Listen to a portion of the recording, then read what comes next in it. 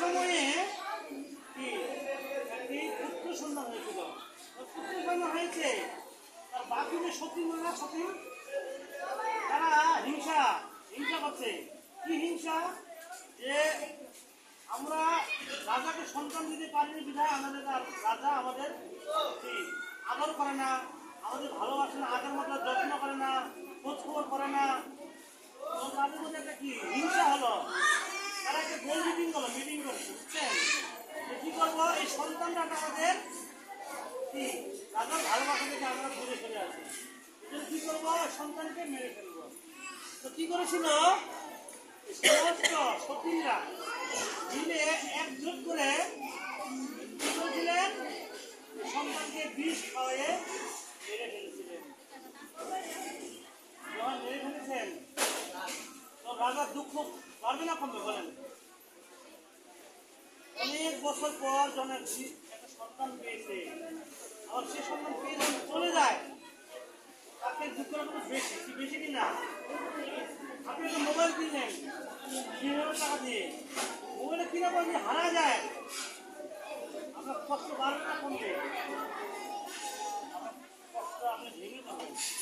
ঠিক মহারাজ চিত্রকেতু এবং মহারানী তারা খুব কষ্ট অনুভব করছে। ভগবানকে বলছেন যে ভগবান কেন তুমি দিলে, আবার কেন তুমি নিয়ে গেলে? ভগবান দেয় আবার নিয়ে নেয়, কি ঠিক না? ভগবানের দেয় আবার ভগবানে নিয়ে যায়। এই যে আমরা এত সুন্দর দেহ পেয়েছি, দেহটা কয় বছর বলেন তো? 100 বছর আয়ু আছে না?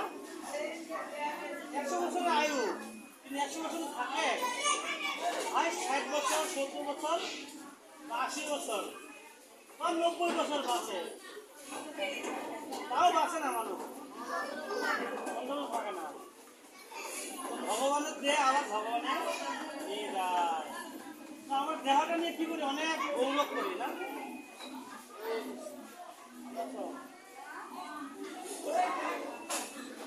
বলছে কি এই দেহটা, হরে কৃষ্ণ, আমরা এই দেহটাকে অনেক আদর করতে পারি না?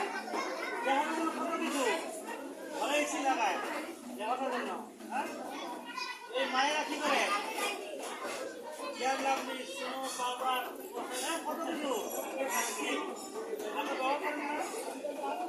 ঘরের মধ্যে যত জিনিস দেখা যায় তার থেকে মায়েদের জিনিস বেশি, আলমারি ভর্তি, ঠিক না?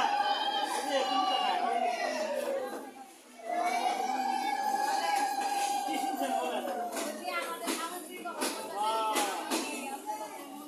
আমরা এই দেহটার জন্য কত কিছু করি, কিন্তু এই দেহটা একদিন ফুলে ছাই হয়ে যাবে, হবে কিনা? বলছে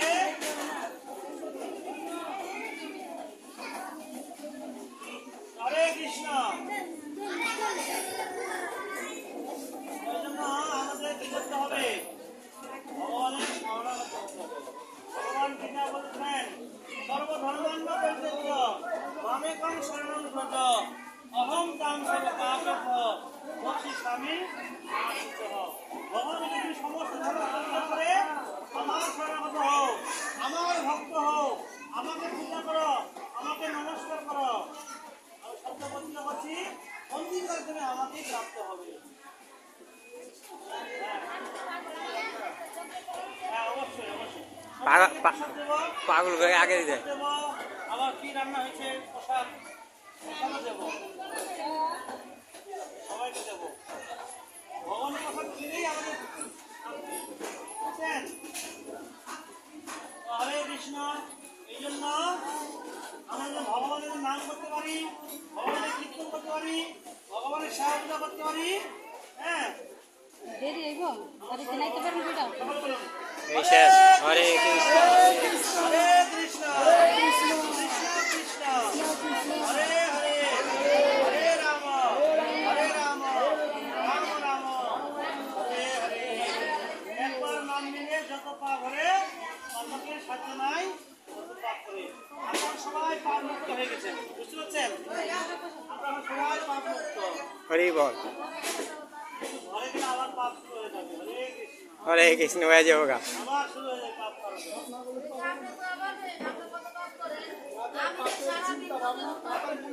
হরে কৃষ্ণ। হ্যাঁ হ্যাঁ হ্যাঁ মারে বলছে আমরা যে সন্ধ্যাবেলায় তুলসী পরিক্রমা করি, শুনেন এই তুলসী গাছ পরিক্রমা করি 4 বার। কয়বার? 4 বার যে তুলসী পরিক্রমা করা হয়, বলছে জানি কানি চপা পানি ব্রহ্মা হস্তাদি কানি চ কানি টানি প্রাণ শান্তি পদে পদে। এটা আমরা 4 বার পরিক্রমা করছেন না? 4 বার পরিক্রমা করার মাধ্যমে কি আমরা সমস্ত পাপ মুছে গেছে। হরে কৃষ্ণ। হবো এই যে হয়, হবো বলেন, আপনি যদি সারাদিন যদি পাপ করি, তাহলে আমি তুলসী পরিক্রমা করি, তাহলে আমার পাপটা মুক্ত হয়ে গেল। হ্যাঁ। তাহলে আমি সারাদিন পাপ করুন, হ্যাঁ। তারপর আমি তুলসী পরিক্রমা করুন।